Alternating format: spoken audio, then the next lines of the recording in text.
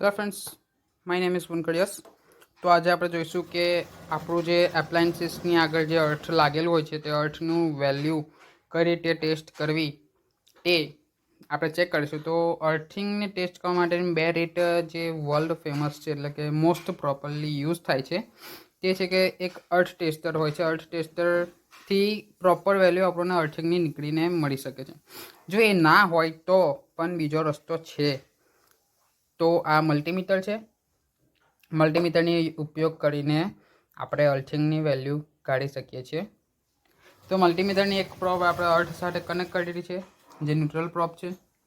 અને જે આ ફેસ પ્રોબ છે તેને neutral to earthing to neutral, ધ્યાનથી સાંભળજો, અર્થિંગ ટુ ન્યુટ્રલ આપણે ચેક કરીશું. તો આ મારા બોર્ડનું આ પાવર સપ્લાય ઓન છે અને બોર્ડનું આ ન્યુટ્રલ પોઈન્ટ છે.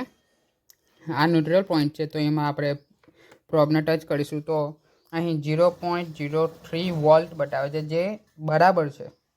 જો આપણા ન્યુટ્રલનો વોલ્ટેજ 3 કાં તો 2 વોલ્ટથી વધારે થાય તો આપ ઇક્વિપમેન્ટ કાં તો જે આપણું અર્થિંગ છે તે બરાબર નથી તેમ કહેવાય. અને હવે આપણે અર્થિંગ ટુ ફેસને ચેક કરતા સમય ધ્યાનથી અને સેફટીમાં રહીને કરવું.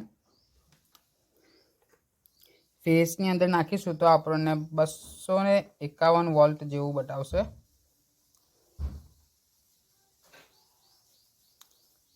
હમ 251 વોલ્ટ જેવું આવે છે, જે કેમ કે આપણા જે મેન ડિસ્ટ્રીબ્યુશન ટ્રાન્સફોર્મર છે તે પણ ત્યાં ગ્રાઉન્ડ હોય છે, ન્યુટ્રલ ત્યાં પણ ગ્રાઉન્ડ હોય છે, તેથી અહીંયા અર્થિંગનું 251 વોલ્ટ બતાવે છે.